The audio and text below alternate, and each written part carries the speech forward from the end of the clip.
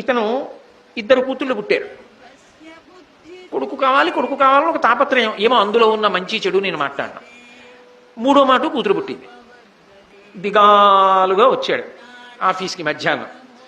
ఏదో లేచి వెళ్ళి అందరూ షేక్ హ్యాండ్ ఇచ్చి చాలా సంతోషం అండి, మీకు పాప పుట్టింది కదా, కంగ్రాచులేషన్స్. అయ్యా ఏముందండి మళ్ళీ కూతురే అన్నాడు.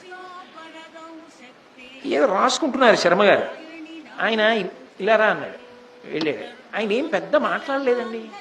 ఆయన ఇతన్నితో అన్నాడు, కళ్ళతోడు తీసి ఇలా పెట్టేసి, every child will bring its own fate, why do you worry, go అన్నాడు. మళ్ళీ అదే ఇంగ్లీష్లో చెప్పాలంటే ఐ గాట్ స్టన్డ్. కొడుకు అయితే ఉద్ధరించాడా అపకీర్తి తెచ్చినప్పుడు? కూతురు అయితే తక్కువ చేసిందా? మహాకీర్తివంతురాలు సీతమ్మ కాలేదా, ద్రౌపది కాలేదా, దమయంతి కాలేదా? Every child will bring its own fat, go away. నీకు అర్థం కాలా? నీకని కాదు, ఆయనకి. ఎందుకయా ఏడుస్తావు? ప్రతి శిశువు తన గొప్పతనాన్ని తాను తెచ్చుకుంటుంది. ఎందుకు ఆడపిల్ల పుట్టిందని అలా మొప్పెడతాం, ముఖం సంతోషించడం నేర్చుకో అన్నాడు. అంతే. ఏమి అనుభవజ్ఞుడు.